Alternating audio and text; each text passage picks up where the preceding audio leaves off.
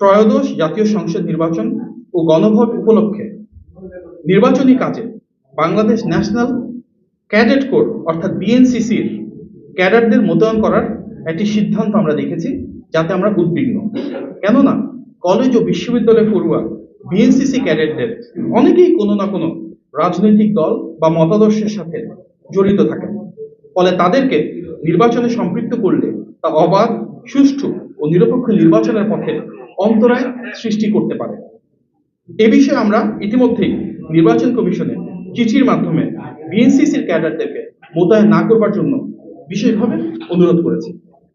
গত 26শে জানুয়ারি নির্বাচন কমিশন ওয়েবসাইটের মাধ্যমে আমরা দেখতে পারি যে নির্বাচন কমিশনের মোট 81টি স্থানীয় সংস্থার 55,000-এরও বেশি স্থানীয় পর্যবেক্ষণের অনুমতি প্রদান করা হয়েছে।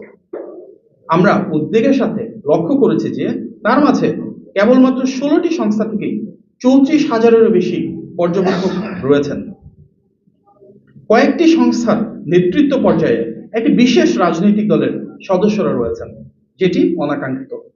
নির্বাচনের দিন কোনো অসৎ উদ্দেশ্যে এদের একটি অংশকে ব্যবহার করা হতে পারে বলে আমরা আশঙ্কা প্রকাশ করছি।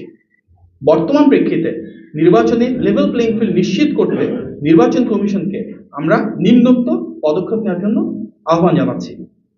1.